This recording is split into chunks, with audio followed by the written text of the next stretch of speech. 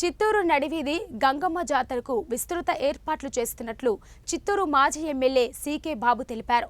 చిత్తూరు నగరంలో ప్రసిద్ధి చెందిన గంగమ్మ జాతరను ఈ నెల 21, 22 తేదీల్లో నిర్వహించనున్నారు. పట్టణంలో అమ్మవారి విగ్రహ ఏర్పాట్లను మాజీ ఎమ్మెల్యే సీకే బాబు పరిశీలించారు. అమ్మవారికి అలంకరించే ఆభరణాలను ప్రదర్శించారు. భక్తులకు ఎలాంటి ఇబ్బంది లేకుండా ఏర్పాట్లు చేస్తున్నట్టు నిర్వాహకులు తెలిపారు. ఎన్నికల నేపథ్యంలో పోలీసు శాఖ నిర్వహణ బృందం ఏర్పాట్లను చేపట్టింది.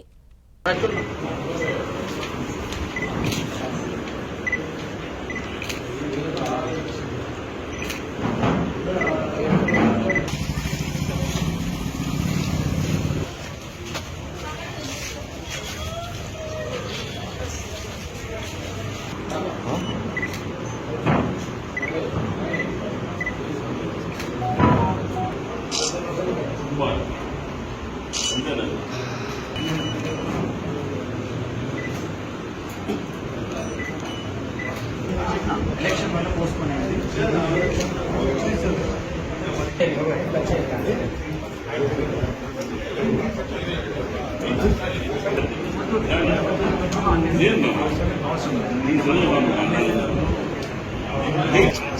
13-14 జరగాల్సిన సమయంలో అది ఎలక్షన్ రీజన్స్ వల్ల 21st షిఫ్ట్ అవడం జరిగింది.